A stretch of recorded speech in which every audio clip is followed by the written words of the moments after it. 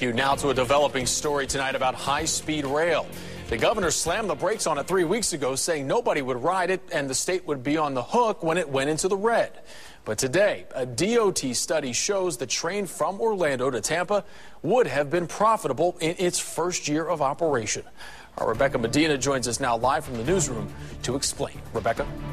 Good evening, Jameson. Tonight, the governor is defending his decision. His spokesperson told me he doesn't trust the studies. Still, this issue has gotten so hot, it's gone viral.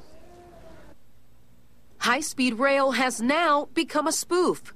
Imitating the show Mad Men, the characters talked trains. They're efficient, they're convenient, they're good for jobs. Hell, I would rather take a train than fly or drive anywhere. We don't need to sell trains. We are paid to sell cars, floor wax, and brassieres. This comes on the heels of a study that claims the bullet train would have been operating a $10.2 million surplus in its first year. Governor Rick Scott killed the project because he feared operating losses would burden taxpayers. Now lawmakers are sounding off. Senator Bill Nelson said with today's gas prices, a trip from Orlando to Tampa and back would use about 12 gallons of gas and cost $47.88.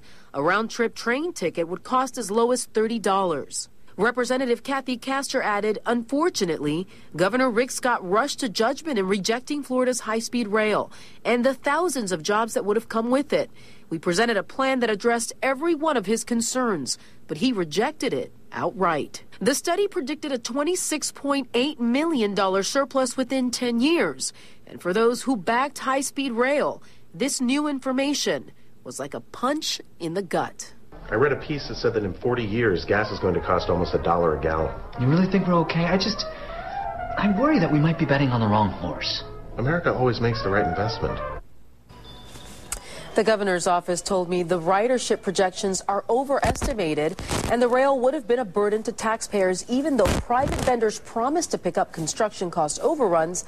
And federal officials said Florida would not have to pay back the $2.4 billion in stimulus money if the project had failed. Jameson? All right, Rebecca, thank you. It is an issue that has a lot of you fired up, and you've been letting us know on our Facebook page. Lisa shares that no one has a crystal ball, and they don't know that it would have done well.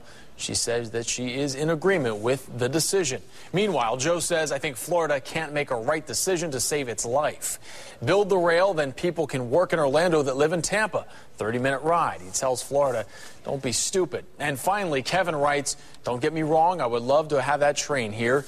Yes, it would create some jobs, but once the honeymoon was over, ridership would be down.